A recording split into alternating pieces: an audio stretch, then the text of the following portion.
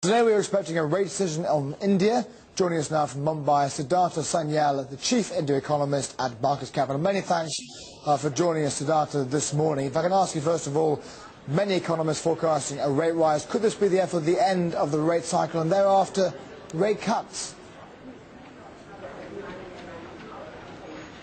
Well, yes, we also think that we are pretty close to the rate hike cycle. In fact, in case of this particular round, there had been huge debate in the market whether RBI should pause this time itself or they should go ahead for one more round of hike.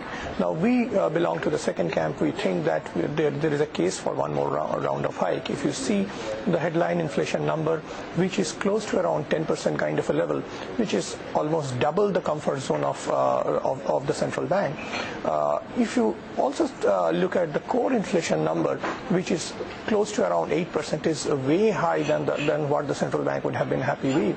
So there is possibly still a case, and there is obviously a huge global uncertainty at the moment, but the possible benefit which India could have got from the global uncertainty would have been if there is any softening in commodity prices, which we are not seeing at the moment. Growth in India is holding up pretty decent.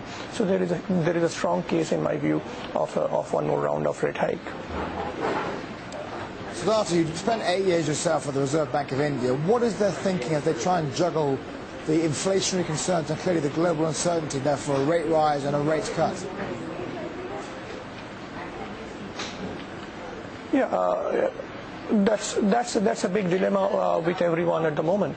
But as I tried to mention earlier also, that what the Indian Central Bank had been time and again stressing on, that for India, the big linkage with the global situation is through commodity prices. Now, because of the global uncertainty, if commodity prices soften a bit or stay some signs of stability, then India can actually earn a bit of headroom in terms of going soft on inflation. But that's still not happening. And Indian Central Bank is time and again cautioning that they are not very confident that the commodity prices will actually be softening from here on. So that actually indicates their hawkishness, and possibly they are still biased for one more round of hike at this juncture.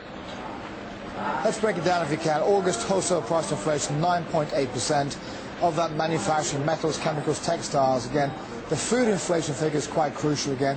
When you break it down again, of all the inflationary numbers that the central bank looks at the most, is it just the food, or are there other ones that really do worry them right now? Yeah, I mean, the price pressure, the problem with the central bank is that the price pressure had been pretty widespread at the moment.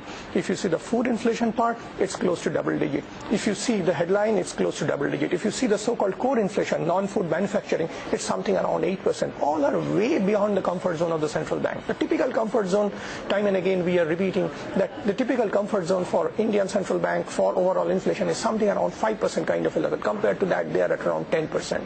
If you see India's comfort zone on the growth front, it's somewhere in the range of 8 to 8.5%. Compared to that, you have slipped down only a bit. Thanks for joining us there, Siddhartha Sanyal, the chief India economist at Barclays Capital.